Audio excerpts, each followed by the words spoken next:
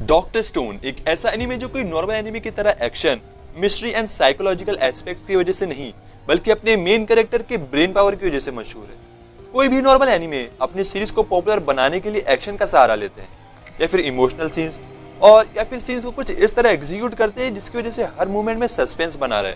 और doctor stone कुछ ऐसे स्पेशल एनीमेज में से है जो अपनी स्टोरी को एकदम सिंपल तरीके से एग्जीक्यूट करती है, लेकिन सिंपल एग्जीक्यूशन के साथ साथ इस एनीमे की स्टोरी प्लॉट एकदम सॉलिड है। आपको पता होगा कि एनीमे की बैकबोन होती है उस एनीमे की स्टोरी प्लॉट। बहुत सारे एनीमेज अपनी स्टोरी को एकदम science fiction, time travel, action, suspense and thriller element से बिल्ड करते हैं, बट डॉक्टर स्टोन ने अपनी स्टोरी बहुत ही बेसिक चीज पे बिल्ड की है। The most basic thing, science. एक ऐसी चीज जो हर सवालों के जवाब देने की क्षमता रखती है, बट इस प्लॉट को निखारने के लिए बड़ी मेहनत लगती है। अगर आपने अपनी स्टोरी को कोई अच्छी चीज पर बिल्ड किया है तो उसे एग्जीक्यूट भी उसी अच्छी तरीके से ही करना होता है। वरना से बहुत से एनीमे हैं जिनकी प्लॉट अच्छी है, बट एग्जीक्यूशन की वजह से उनका हाल एकदम बेहाल हो जाता है और एंड रिजल्ट कुछ ऐसा मिलता है।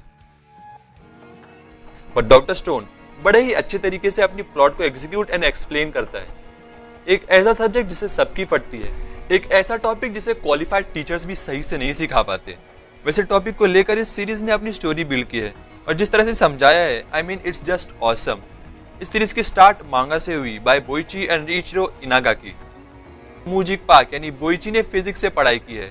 इस बंदे ने अपना मेजर सब्जेक्ट फिजिक्स चुना था, तो इससे पता चल गया होगा कि डॉक्टर स्टोन ने साइंटिफिक चीजों को कितनी डीलिंग के साथ एग्जीक्यूट किया है।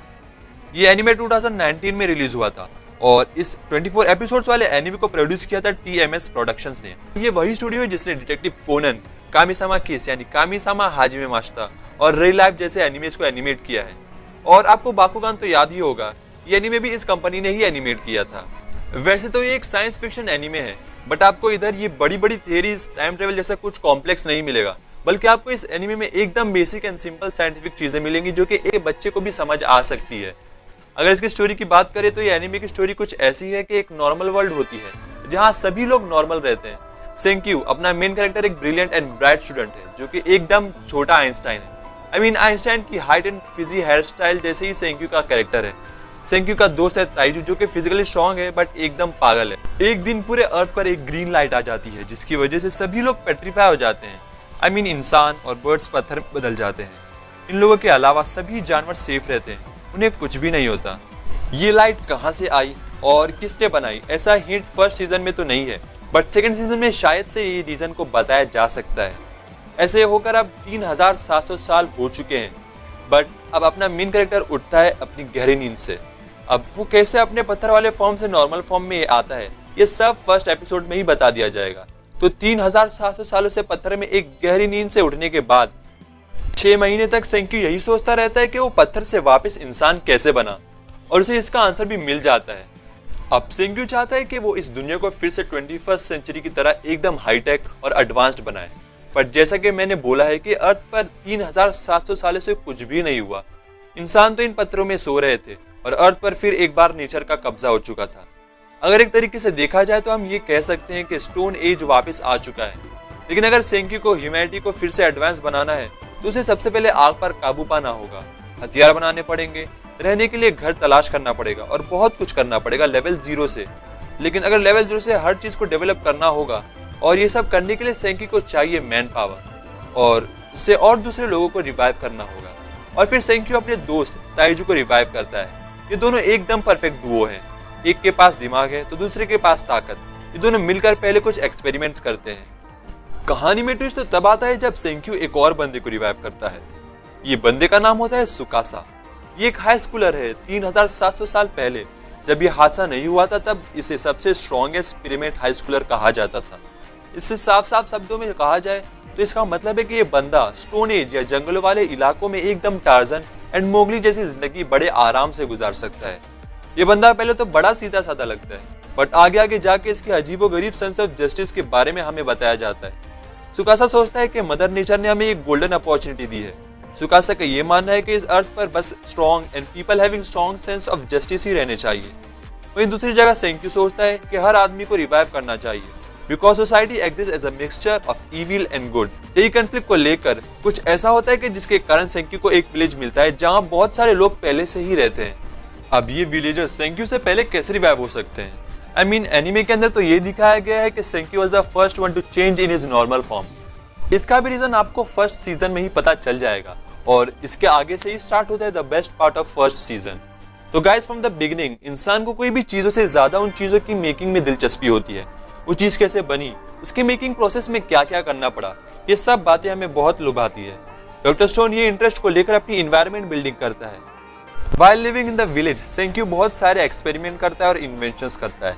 और जब भी ये बंदा कोई भी इन्वेंशन करता है, चाहे वो एक कितनी छोटी भी चीज ही क्यों ना हो, वो इन्वेंशन को बनते देख आपको बड़ा ही अच्छा फील होता है। जिस तरह से सेंक्यू लेवल 0 से हर चीज बनाता है, वो आपको सोचने पे मजबूर कर देगी कि science is more than just boring theorems, proves and huge pain in the S answers.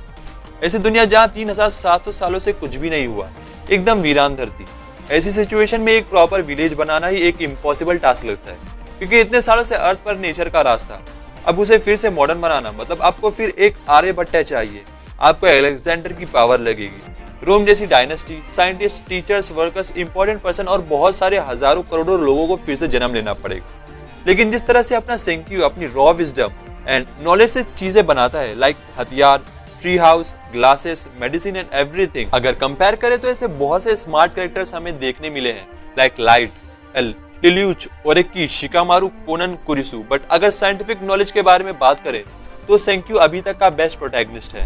एक ऐसा प्रोटैगनिस्ट जिसके पास सिर्फ और सिर्फ साइंस की पावर है, ना ही उसके पास लुक्स है, ना ही फिजिकल स्ट्रेंथ। उसकी साइंटिफिक नॉलेज ही उसको ओवरपावर्ड बनाने के लिए काफी है। इस एनिमे की स्टोरी टेलिंग नॉर्मल है, बट इस स्टोरी के अंदर जिस तरह से scientific facts and making process को समझाया गया है, उसकी वजह से इसे 8.4 की रेटिंग्स मिली है माय एनिमे लिस्ट पर। इसकी एनिमेशन पे भी अच्छा खासा ध्यान दिया गया है। इसकी एनिमेशन स्टाइल अपने आप में यूनिक है, जो इस एनिमे को दूसरे एनिमे से अलग बनाती है। इस एनिमे की एंडिंग एंड ओपनिंग सॉन्ग भी बड़े ही अच्छे हैं। ये एनिमे बिगिनर्स के लिए एक मस्ट वॉच एनिमे है। इस सीरीज एकदम लाइट हार्टेड है और इसे देखने में आपको बड़ा मजा आएगा, क्योंकि इसमें कॉमेडी और साइंटिफिक फैक्ट्स का एक अच्छा मिक्सचर है। जिस तरह से सेंक्यू हर एपिसोड में साइंस रिलेटेड एक्सपेरिमेंट इतनी आसानी से करता है, वो देख के आपको बड़ा ही अच्छा फील होगा। इसका फर्स्ट सीजन खत्म हो चुका है, सेकंड सीजन के की विजुअल्स एंड टीजर्स रिलीज हो चुके हैं और ये कंफर्म हो चुका है कि ये एनिमे का सेकंड सीजन 2021 से ब्रॉडकास्ट होगा। तो लास्ट में मैं बस यही कहना चाहूंगा कि ये एक मस्ट वॉच एनिमे है, चाहे वो बिगिनर्स हो या फिर कोई ओटाकू, ये शो सभी को पसंद आएगा।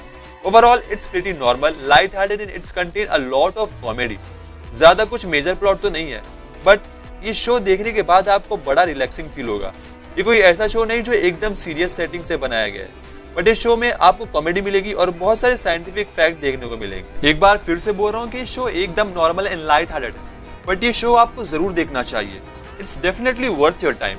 तो यार वीडियो एंड करने से पहले आप सभी को मैं सॉरी बोलना चाहूंगा, क्योंकि यार मैंने इतने दिन से वीडियो अपलोड नहीं कर रहा था, लेकिन इसका रीजन था मेरी तबीयत थोड़ी ज्यादा ही खराब थी। अब थोड़ी ठीक हो चुकी है, तो मैं आपसे वीडियो अपलोड करता रहूंगा। सो गाइस, अगर वीडियो अच्छी लगी हो तो लाइक और शेयर जरूर कर देना, और यार अगर आपकी कोई रिक्वेस्ट हो तो उससे भी कमेंट जरूर कर देना। तो उम्मीद है कि फिर मुलाकात होगी ऐसी वीडियोस में, but until then goodbye and take care.